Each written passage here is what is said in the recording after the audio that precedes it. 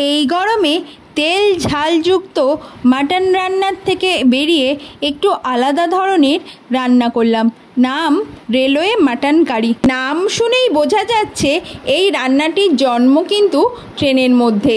বিদেশি সাহেবদের খুশি করতে তখনকার দিনের অবিভক্ত বাংলার রাঁধুনিরা সাহেবদেরকে এই রান্না উপহার দিয়েছিলেন, আর এই রান্না খেয়ে সাহেবরা তো যথারীতি খুশি হয়ে গিয়েছিলেন।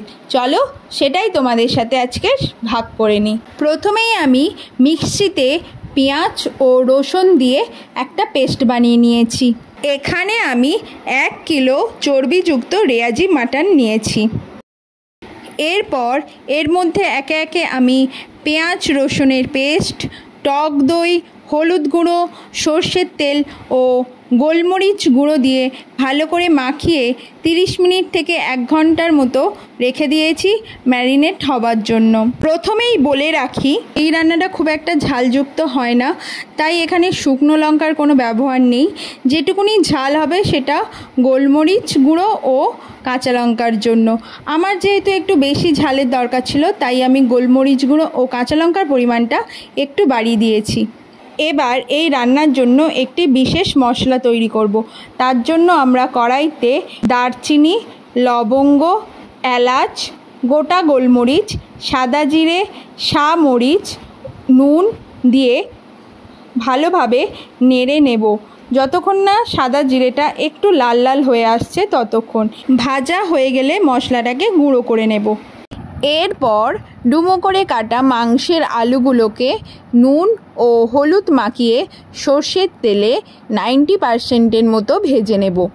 যেহেতু এই রান্নাটা বাঙালি রাঁধুনিরা রেঁধেছিলেন, তাই বাঙালি রান্নায় মাংসের ঝোলে আলু তো পড়েই, তাই এখানে আলুটা কিন্তু মাস্ট। আলুটা এরকম লাল লাল হয়ে এলে আমাদের ভাজা কমপ্লিট। তারপর আমরা আলুগুলো সব একে একে তুলে নেব।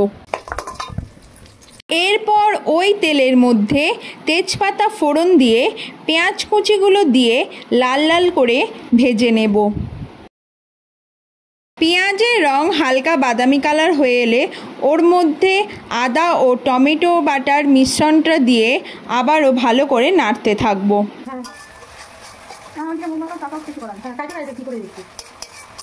তারপর মশলা থেকে তেল ছেড়ে দিলে ওর মধ্যে ম্যারিনেট করে রাখা মাটনের টুকরোগুলো দিয়ে খুব ভালো করে কষাতে হবে।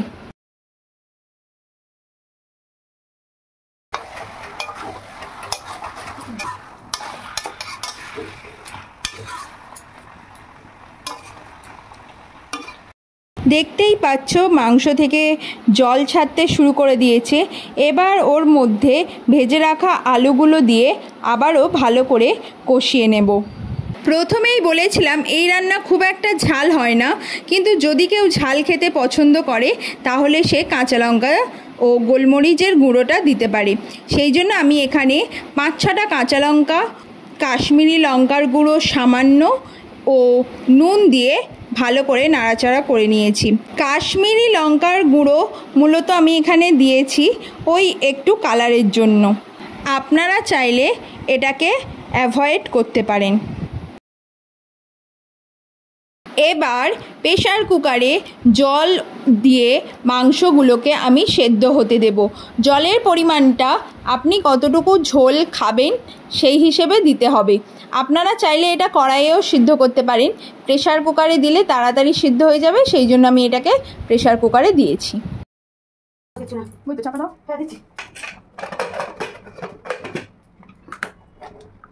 এখানে আমি প্রেসার কুকারে 2টো সিটি দিয়েছি। 2টো সিটি দেওয়ার ফলে মাংসগুলো সেদ্ধ হয়ে গেছে। এবার প্রেসার কুকার থেকে নামিয়ে একটা গামলিতে ঢেলে নিয়েছি। কি সুন্দর রঙটা হয়েছে, তাই না? এবার যাবে আসল জিনিস, সেটা হলো তেঁতুলের কাত। এই তেঁতুলের কাত দেওয়ার জন্য মাংসটা একটু টকটক হবে। এরপর ওর সাথে প্রথমে আমি যে ভাজা মশলাটা করে রেখেছিলাম সেই ভাজা মশলার গুঁড়োটা দিয়ে খুব ভালো করে মিশিয়ে নিতে হবে। নিয়ে কিছুক্ষণ চাপা দিয়ে রেখে দিতে হবে যাতে গন্ধটা ওর মধ্যে পুরোপুরি মিশে যায়। ব্যাস, কত সহজেই তৈরি হয়ে গেল রেলওয়ে মাটন কারি। কেমন লাগলো অবশ্যই আমাদেরকে জানাবেন। আর বাড়িতে বানালে সেই ছবি আমাদের কমেন্ট বক্সে দিতে ভুলবেন না। দেখা হচ্ছে নতুন কোনো রান্না নিয়ে, ততক্ষণে পেজ ও চ্যানেলের সাথে থাকুন। লিংক আমি সবগুলোই দিয়ে দেবো।